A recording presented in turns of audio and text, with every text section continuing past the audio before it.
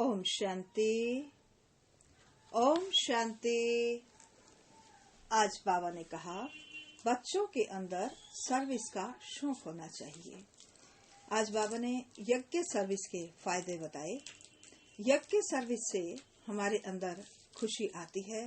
जितना जितना हम सेवा ज्यादा करते हैं उतना हमारे अंदर खुशी बढ़ती है, संतुष्टता आती है, हड्डियां हमारी नरम पड़ती हैं, अर्थात हम निरअहंकारी बनते हैं, देह अभिमान टूटता है, व्यर्थ संकल्पों से हम बच जाते हैं और हम 21 जन्मों के लिए जितना माला माल बनना चाहें यज्ञ सर्विस करके उतना माला माल बन सकते हैं। तकदीर तो ऊंची बनती ही है। तो आइए सुनते हैं आज के बाबा के महावाक्य।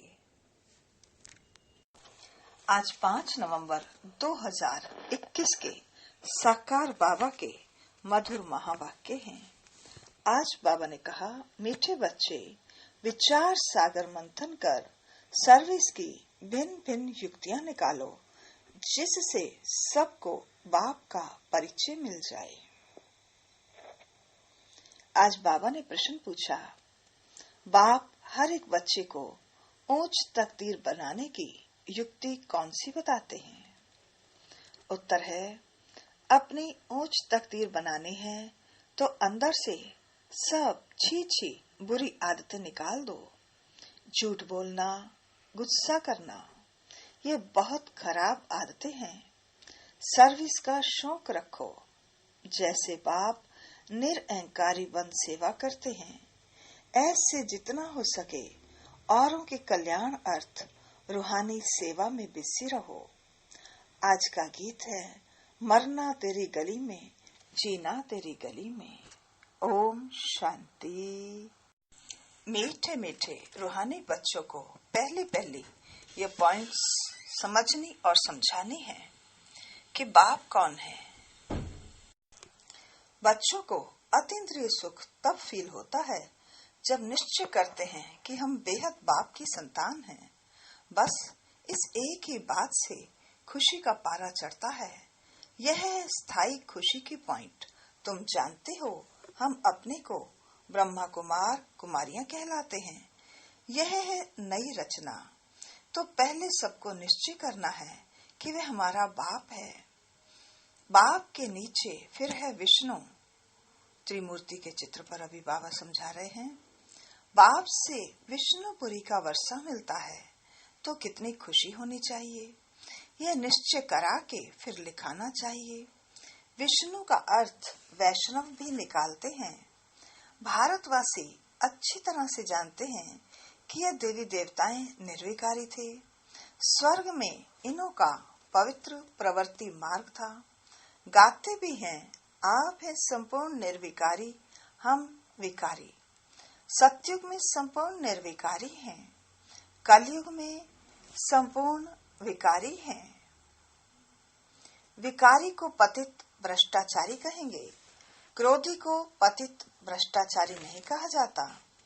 क्रोध तो सन्यासियों में भी होता है। तो पहले परिचय देना है बाप का।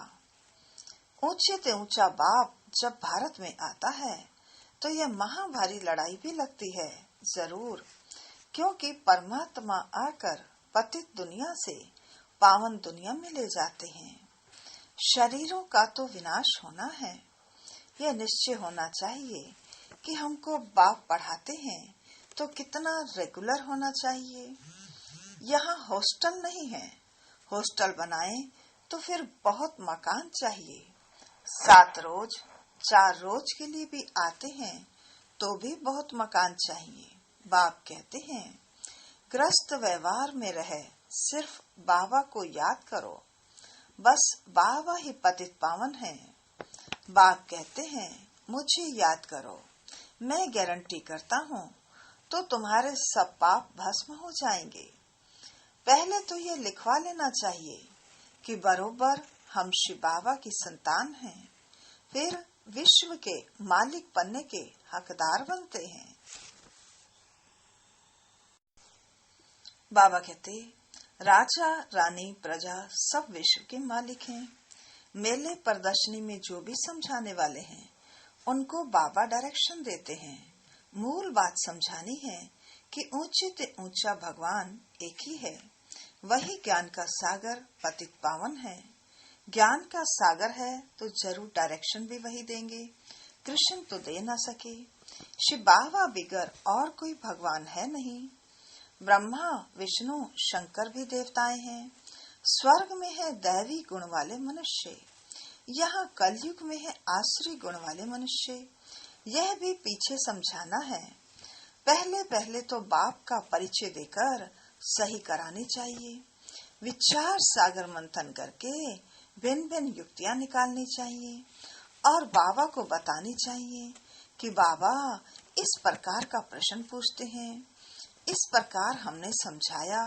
फिर बाबा भी ऐसी पॉइंट सुनाएंगे जो उनको असर पड़े।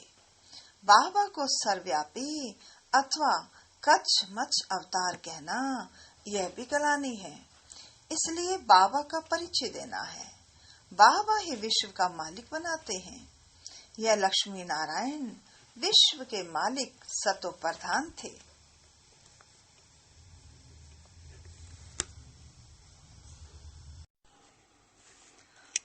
फिर पुनर्जन्म लेते लेते तमो प्रधान बन गए हैं। फिर बाप कहते हैं मुझे याद करो तो सतो प्रधान बन जाएंगे। कोई भी धर्म वाले हों, बाप का संदेश सबके लिए है। उनको कहते हैं गॉड फादर लिबरेटर। लिबरेट करने जरूर पतित दुनिया में ही आएंगे। कलयुग अंत में सारी दुनिया ही तमो प्रधान है। जब सतो प्रधान बने तब नई दुनिया में जा सके। बाकी जो वहाँ नहीं आते वे शांति धाम में रहते हैं। यह बुद्धि में बिठाना है। जो समझे कि हमको उस बाप को याद करना है, कोई देहधारी को याद नहीं करना है।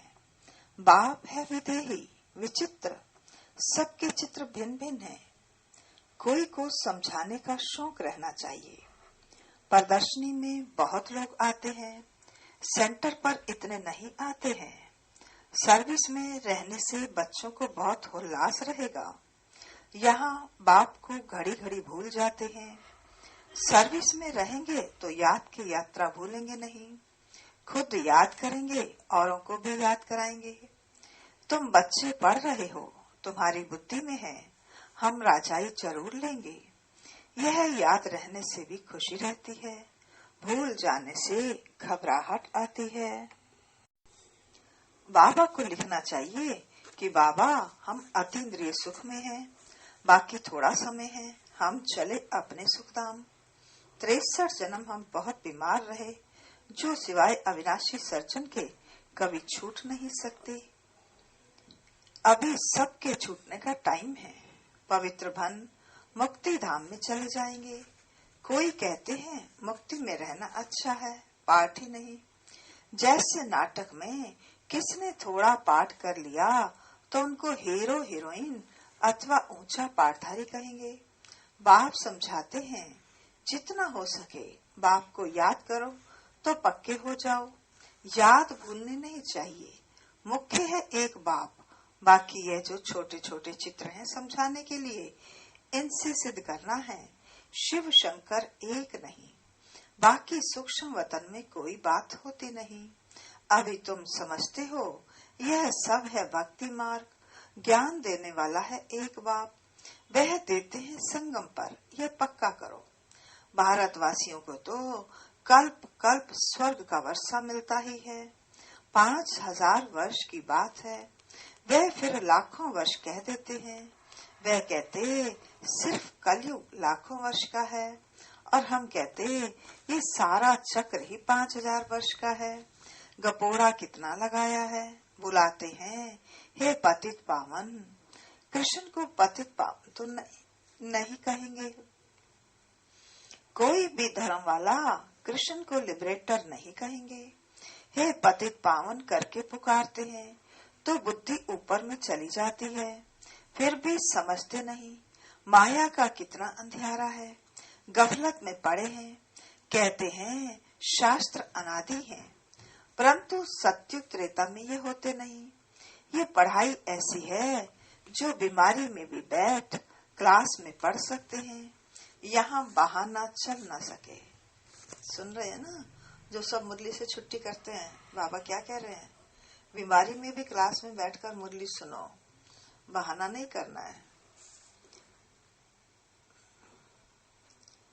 गौ बहुत अच्छी होती है, कोई तो लात भी मार देती है। यहाँ भी जिसमें क्रोध है वह अहंकार वश लात भी मार देते हैं, डिससर्विस कर देते हैं।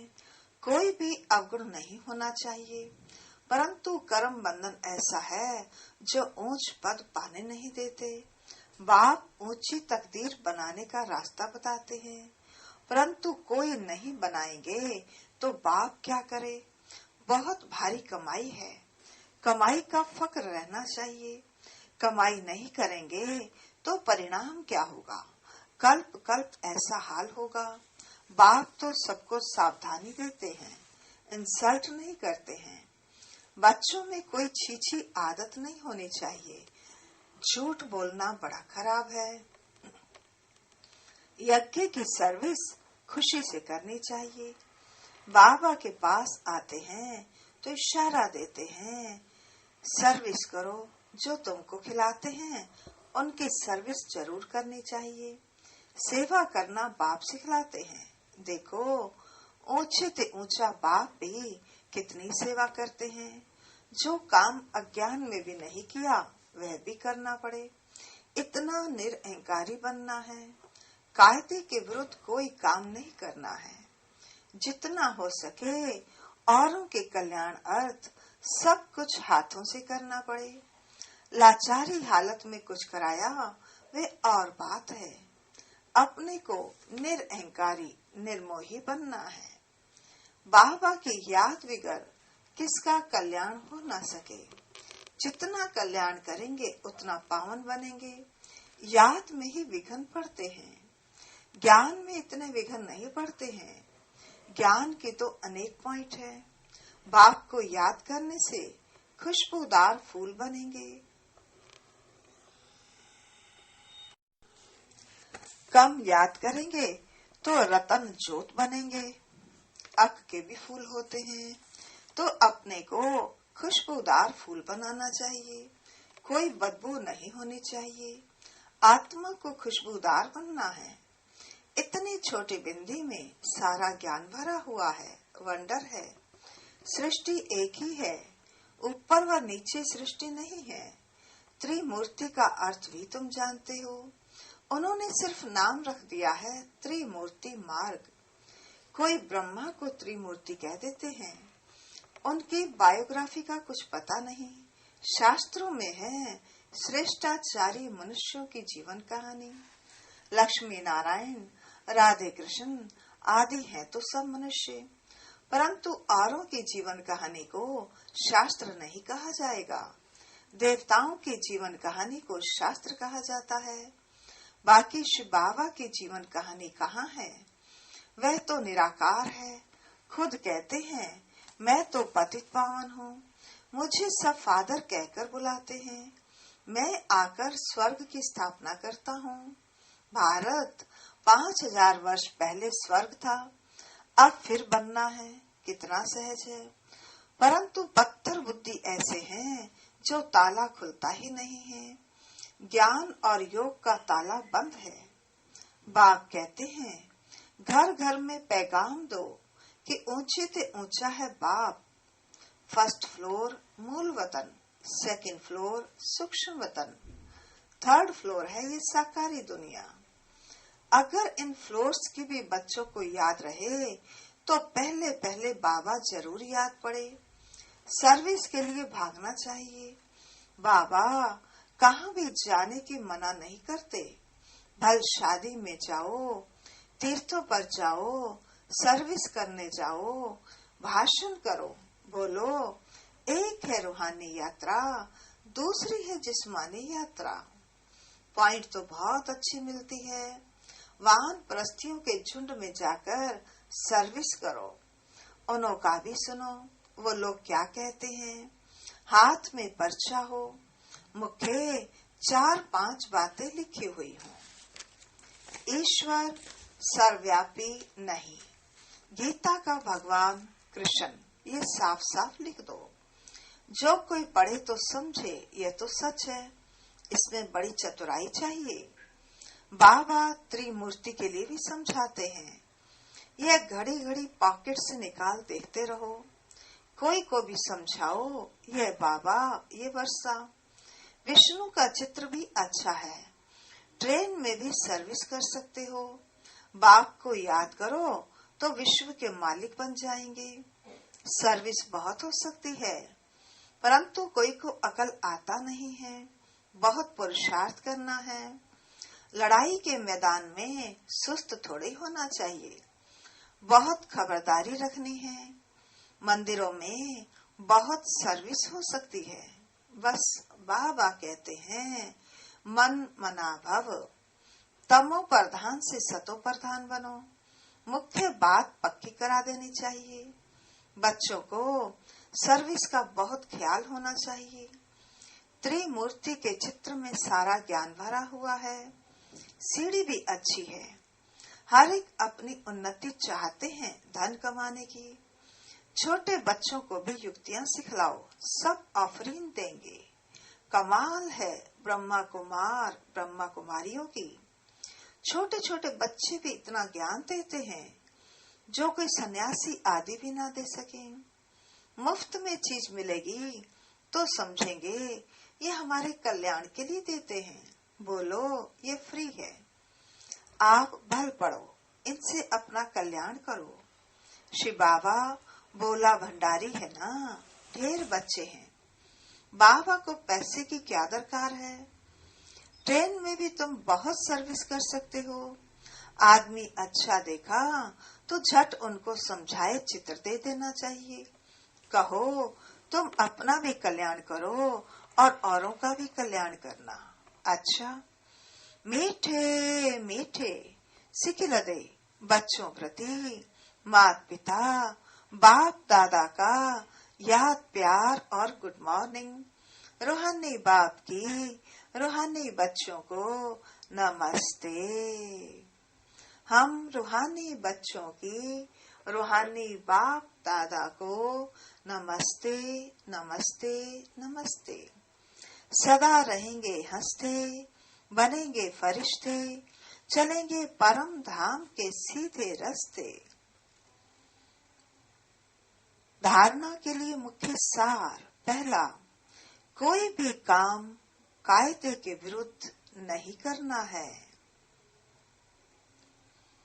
बहुत बहुत निरअहंकारी निर्मोही रहना है। जितना हो सके हर कार्य अपने हाथों से करना है। यज्ञ की सर्विस बहुत खुशी से करनी है। दूसरा, पढ़ाई में कभी भी बहाना नहीं देना है।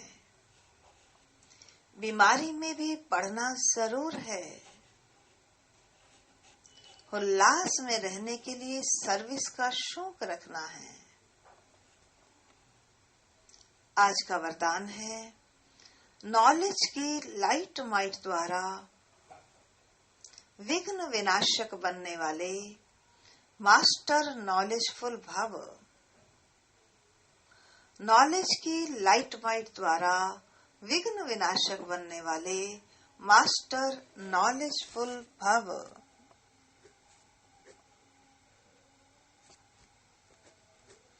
वरदान का विस्तार है। भक्ति मार्ग में गणेश को विघ्न विनाशक कहकर पूजते हैं, साथ साथ उन्हें मास्टर नॉलेजफुल अर्थात विद्यापति भी मानते हैं। तो जो बच्चे मास्टर नॉलेजफुल बनते हैं वे कभी विघ्नों से हार नहीं खा सकते हैं, क्योंकि नॉलेज को लाइट माइट कहा जाता है, जिससे मंजिल पर पहुंचना सहज हो जाता है। ऐसे जो विघ्न विनाशक हैं, बाप के साथ सदा कंबाइंड रहते हुए नॉलेज का सिमरन करते हैं, वे कभी विघ्न हार नहीं बन सकते। आज का स्लोगन है, अंदर बाहर जो भी बुराइयां हैं उन्हें संपूर्ण विल कर दो तो विल पावर आ जाएगी। अंदर बाहर जो भी बुराइयां हैं उन्हें संपूर्ण विल कर दो तो विल पावर आ जाएगी। आज का अव्यक्त इशारा है 5वां नंबर। जैसे साकार रूप को देखा। कोई भी ऐसी लहर का समय जब आता था तो दिन रात साकाश देने, निर्बल आत्माओं में बल भरने का विशेष अटेंशन रहता था। रात रात को भी समय निकाल आत्माओं को साकाश भरने की सर्विस चलती थी। तो अभी आप सबको लाइट माइट हाउस बनकर ये साकाश देने की सर्विस खास करनी है, जो चारों ओर लाइट माइट का प्रभाव फैल जाए। मुरली के मुख्य स्वमान। पहला स्वमान है, मैं आत्मा बहुत बहुत निरअहंकारी निर्मोही हूँ।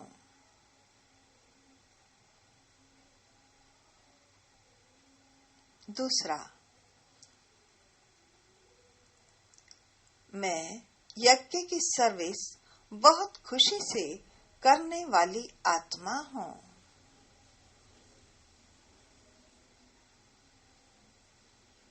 तीसरा, मैं विघ्न विनाशक आत्मा हूँ। चौथा, मैं मास्टर नॉलेजफुल हूँ।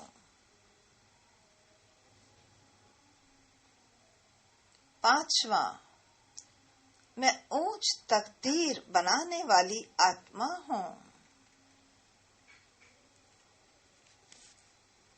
छठा, मैं रूहानी सेवा में बिजी रहने वाली आत्मा हूँ। सातवां, मैं विश्व के मालिक बनने की हकदार आत्मा हूँ।